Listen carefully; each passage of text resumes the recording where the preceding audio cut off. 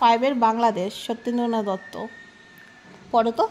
কোন দেশেতে তরুলতা সকল দেশের চাইতে শ্যামল, কোন দেশেতে চলতে গেলেই দলতে হয় রে দুর্বা কমল, কোথায় ফলে সোনার ফসল সোনার কমল ফোটে রে, সে আমাদের বাংলাদেশ আমাদেরই বাংলা রে, কোথায় ডাকে দয়াল শ্যামা ফিঙে নাচে গাছে গাছে, কোথায় জলে মরাল চলে মরালি তার পাছে পাছে, বাবুই কোথা বাসা বনে চাতক বাড়ি যাচে রে, সে আমাদের বাংলাদেশ আমাদেরই বাংলা রে,